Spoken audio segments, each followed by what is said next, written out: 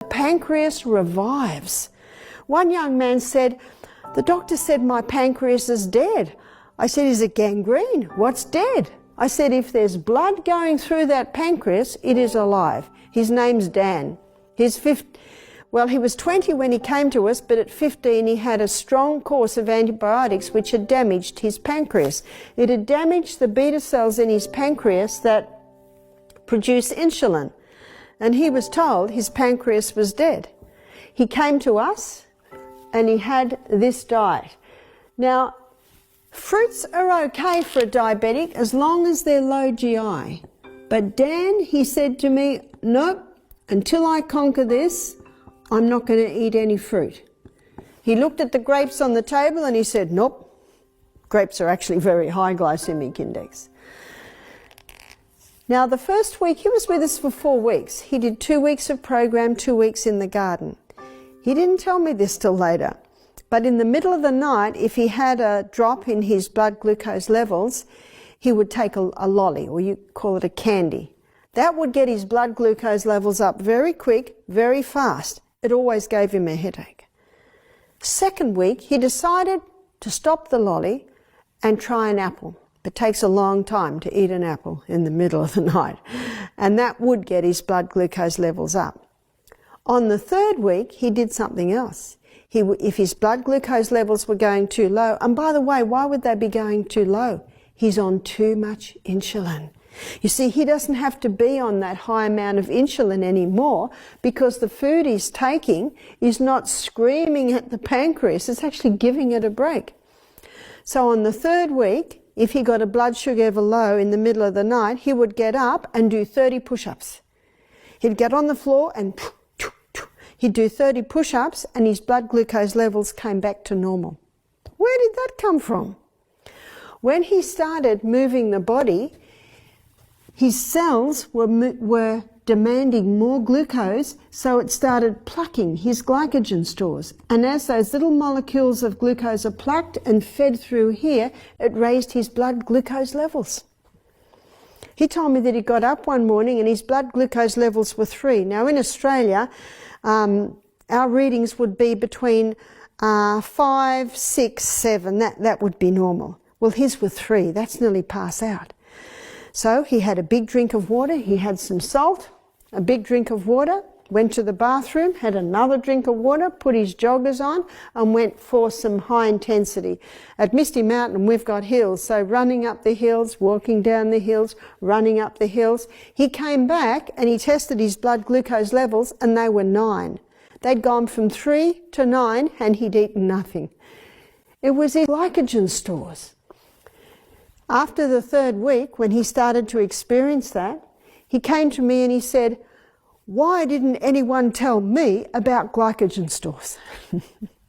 I think it's the diabetic's best kept secret, is the glycogen stores already in the muscle cell. When they're in the muscle cell, it's like they're in a prison. They can only be used by the muscle cell. Your liver can store glycogen too, and that glycogen can be sent all over the body.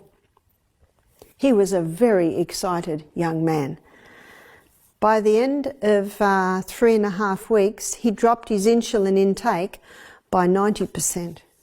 That's impressive, isn't it? For him to be able to do that, what does that mean? It means his pancreas isn't dead at all. It means his pancreas is starting to work. At a health retreat in America, it was probably a year ago this happened, we had a guy do our program and he was 62. He came in with lymphedema. He actually came in a wheelchair. And when I was investigating why he had lymphedema, the doctors had taken out the lymphatic nodes in the top of his leg, wondering if that would help his pancreas. I don't quite understand that, but that's what had happened. He said to me, "I've spent over $1 million in the last 10 years trying to get my health back on track."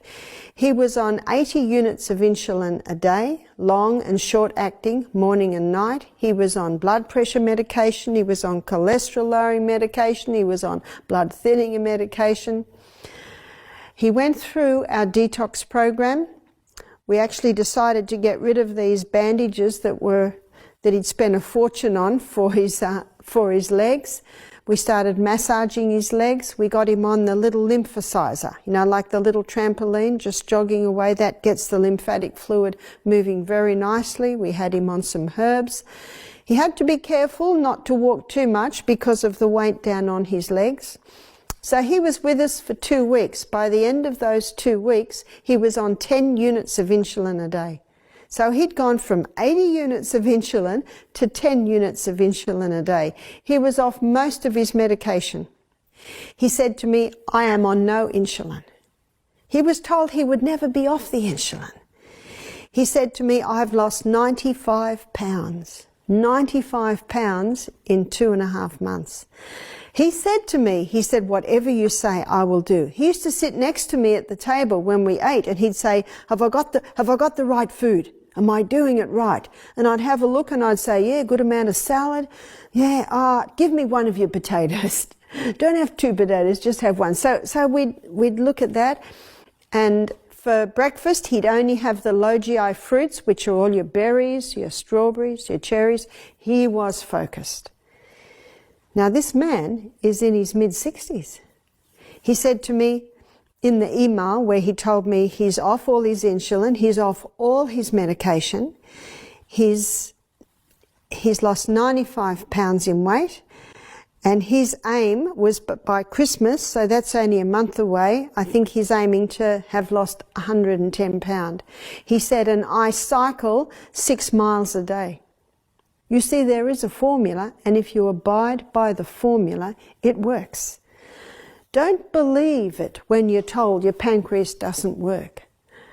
I never say never.